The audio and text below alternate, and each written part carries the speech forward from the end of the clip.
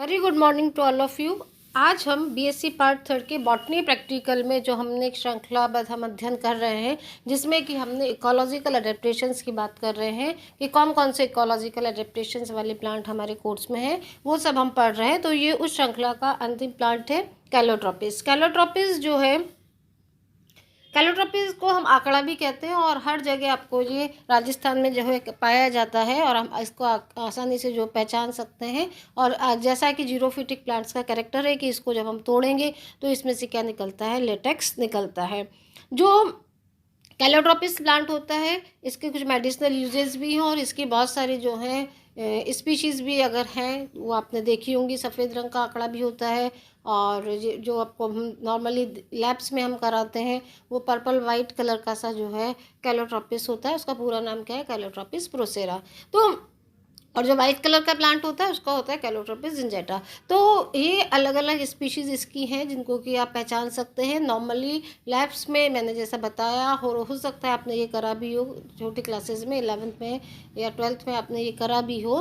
तो ये जो कैलोट्रोपिस होता है बहुत जो है स्पेसिफिक कैरेक्टर रखता है। अगर इसकी हम जब टेक्सोनॉमिकल स्टडी की बात करते हैं, जो कि आपने सेकेंड ईयर में पढ़ा होगा, जब टेक्सोनॉमी आपने प्लांट फैमिलीज़ की स्टडी की होगी, तो एसकेएलपीडीएसी का ये मेंबर है। और जब हम एसकेएलपीडीएसी का अध्ययन करते हैं तो कैलोट्रोपिस सामान्य रूप से कराया जाता है सेकेंड ईयर में आपको टेक्सोनॉमी की स्टडी में। तो आप जो है इस प्लांट से भली भांति परिचित हैं क्योंकि सेकेंड ईयर में आपने ये प्लांट करा होगा और इसके स्पेशल कैरेक्टर्स होते हैं जिसकी वजह से जो है इसको स्पेसिफिक जगह मिली हुई है टेक्सोनॉमी में भी। तो कैलोट्रोपिस के बारे में आज हम बात करेंगे, लेकिन आपने सेकेंड ईयर में जब इसको पढ़ा है तब इसको टेक्सोनॉमी के पॉइंट ऑफ व्यू से पढ़ा है, इसकी वर्गीकृत स्थिति क्या है वो आपने पढ़ी थी। लेकिन यहाँ पर हम थर्ड ईयर में इसकी इकोलॉजिकल एडेप्टेशंस क्या हैं, इसमें पारिस्थितिकी अनुकूलताएं किस तरह से पाई जाती हैं, कौन कौन सी होती हैं, और इन पारिस्थितिक अनुकूलताओं की वजह से इसको जीरोफाइट क्यों कहा जाता है, जीरोफाइटिक कैरेक्टर्स इसमें क्या है, वो आज हम सब पढ़ेंगे और समझेंगे। तो सबसे पहले हम इसकी जो है एक्सटर्नल मॉर्फोलॉजी देख लेते हैं। जैसा कि मैंने आपको कहा कैलोट्रोपिस प्रोसेरा इसका पूरा नाम है और फैमिली इसकी एसकेएलपीडीएसी है। अब बात करते हैं हम इसकी एक्सटर्नल मॉर्फोलॉजी की। सबसे पहले तो ये बहुवर्षीय श्रब है, श्रुप जिसे हिंदी में कह देते हैं। एक बार लगा दो तो सालों तक ये प्लांट चलता है, तो बहुवर्षीय श्रब है। और इसका जो स्टेम होता है और लीफ जो होता है उस पर बहुत बारीक बारीक बारीक बारीक हेयर्स पाए जाते हैं, बहुत डेंस हेयर्स पाए जाते हैं। क्यों? क्योंकि कैसा प्लांट है, जीरोफाइटिक प्लांट है। और जब प्लांट जीरोफिटिक होता है तो उसमें अडेप्टेशन इस तरह से होते हैं कि वाटर जो है उसका लॉस कम से कम हो, ट्रांसपिरेशन कम से कम हो, वाष्पोत्सर्जन कम से कम हो। उसको रोकने के लिए जो है इस पे जो है स्टेम पर और लीव्स पर जो है बहुत हेयर होते हैं जो कि पानी की हानि को रोकते हैं। इसका जो स्टेम होता है वो ग्रीन हल्का सा येलो टिंच लिए वो होता है, तो ग्रीन येलो इसका जो है स्टेम होता है। और साथ में जो इसकी लीव्स होती हैं, ये आपको लीव्स दिखाई दे रही हैं, बड़ी होती हैं, इतनी छोटी नहीं होती हैं, अपोजिट होती हैं। और इसका लीफ की स्पेसिफिक शेप होती है, रोम इस पर होते हैं, हेयर्स पाए जाते हैं। और जैसा कि प्लांट है, क्योंकि जीरोफाइट प्लांट है तो नेचुरल है कि लेटेक्स वेसल्स पाई जाएंगी। जब हम इसे तोड़ेंगे तो इसका जो है लेटेक्स निकलता है और उस लेटेक्स का उपयोग भी कई जगह किया जाता है। वैसे ये पॉइजनस होता है, अगर इस पे हाथ में आपके लग जाए तो इसको आप हाथ को अच्छे से वॉश कर लें ताकि उसका नुकसान आपको ना पहुँचे। ये प्लांट है और इसके ऊपर वाइट पर्पल स्टिंच के जो है इस पे फ्लावर लगे हुए रहते हैं, जो कि इसकी फ्लावर की जो है स्टडी आप लोग सेकेंड ईयर में कर चुके हैं। तो ये इसकी एक्सटर्नल मॉर्फोलॉजी है कौन सी, कैलोट्रोपिस प्रोसेरा प्लांट की। अब हम इसकी जो है इंटरनल स्ट्रक्चर देखेंगे और इंटरनल स्ट्रक्चर में भी हम किसकी बात करेंगे, सिर्फ स्टेम की। लीफ की बात नहीं कर रहे, सिर्फ स्टेम की बात कर रहे हैं।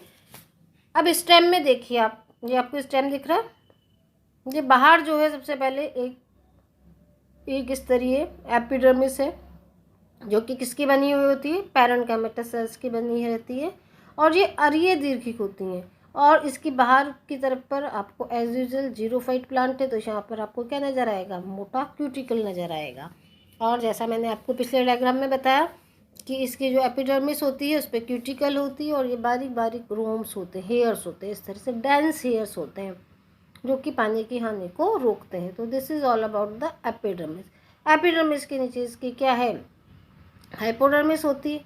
हाइपोडर्मिस जो होती है वो कैसी है, 2 या 3 जो है थिकनेस सेल्स की होती है उसमें, और कॉलन कैमेटस सेल्स की बनी हुई रहती है। ये जो पूरी की पूरी सेल्स आपको दिख रही हैं ये कॉलन कैमेटस सेल्स होती हैं, और ये क्या है, हाइपोडर्मिस।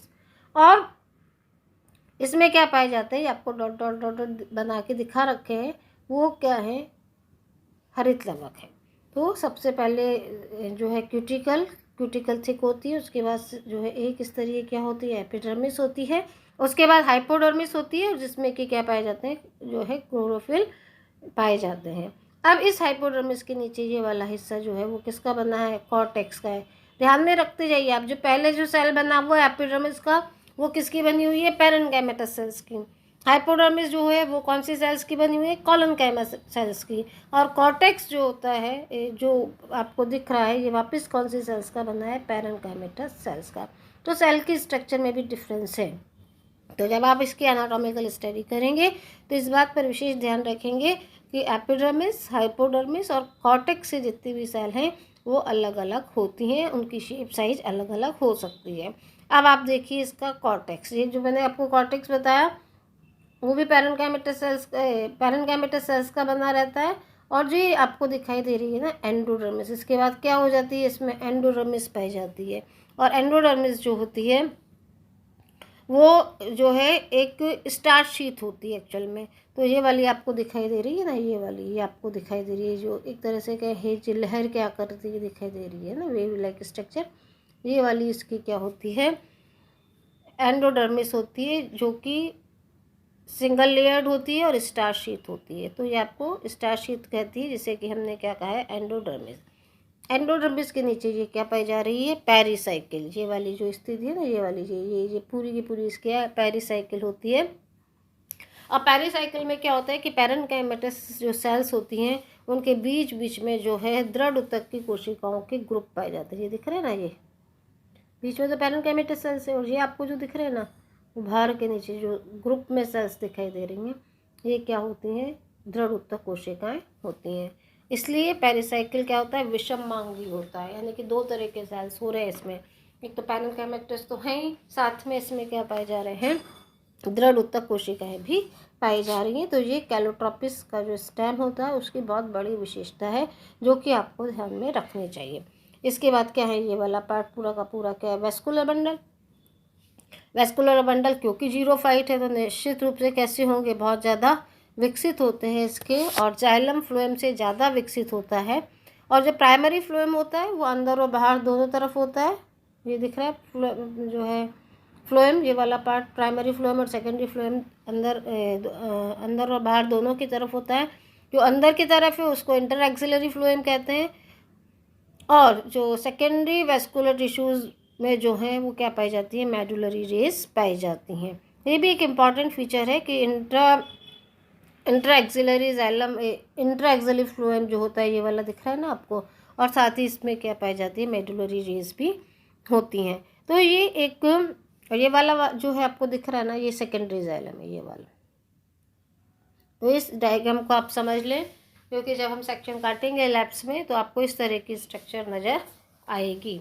और जो इसका पिथ होता है ना, उस पिथ में जो है क्या होता है कि जो लेटेक्स वेसल्स होती है, ये वाला पिथ वाला हिस्सा है, इसमें लेटेक्स सेल्स ये वाली दिख रही है ना आपको, ये लेटेक्स सेल्स होती हैं। तो लेटेक्स सेल्स कहाँ पाई जाती हैं, पिथ में पाई जाती हैं।